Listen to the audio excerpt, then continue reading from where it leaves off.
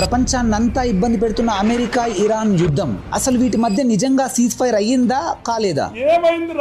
Actually ఈ cease fire లో ఒక కీ కండిషన్ ఏంటంటే స్ట్రైట్ ఆఫ్ హార్మోస్ ని రీఓపెన్ చేయాలి అని. సో ఇరాన్ రీఓపెన్ చేసింది, కానీ దాని గుండా ఎలాంటి షిప్స్ వెళ్ళక ముందే ఇజ్రాయెల్ లెబానన్ పై మేజర్ అటాక్ చేసింది. ఇక్కడ ఇంపార్టెంట్ పాయింట్ ఏంటంటే ఇరాన్ చాలా క్లియర్ గా చెప్పింది సీజ్ ఫైర్ లో భాగంగా లెబానన్ పై అటాక్ చేయకూడదు అని. కానీ ఇప్పుడు ఇజ్రాయెల్ లెబానన్ పై అటాక్ చేయడంతో ఇరాన్ మళ్ళీ స్ట్రైట్ ఆఫ్ హార్మోస్ ను మూసివేసింది. అక్కడ మళ్ళీ టెన్షన్స్ మొదలయ్యాయి. At the same time US leaders like Donald Trump and JD Vance కూడా ఇరాన్ సీరియస్ కాన్సిక్వెన్సెస్ ఎదుర్కోవాల్సి వస్తుందని వార్నింగ్ ఇచ్చారు. ఇజ్రాయెల్ ఏమో Lebanon was not part of the ceasefire అని చెప్తూ స్ట్రైక్స్ కంటిన్యూ చేసింది. సింపుల్ గా చెప్పాలంటే పీస్ఫుల్ గా కనిపించిన సిచ్యువేషన్ కూడా నెక్స్ట్ మూమెంట్ కంప్లీట్ గా అన్స్టేబుల్ గా మారిపోయింది. అండ్ కొన్ని గంటల్లోనే సిచ్యువేషన్స్ అన్ని అన్ప్రెడిక్టబుల్ అయిపోయాయి. దేశాలు సైతం నెక్స్ట్ జరిగే సిచ్యువేషన్స్ ని ఎలాగైతే కంట్రోల్ చేయలేవో, మనం కూడా మన లైఫ్ లో ఏం జరుగుతుందో చాలా సార్లు కంట్రోల్ చేయలేం. Life is so unpredictable. ఫ్యామిలీకి బెటర్ ఫ్యూచర్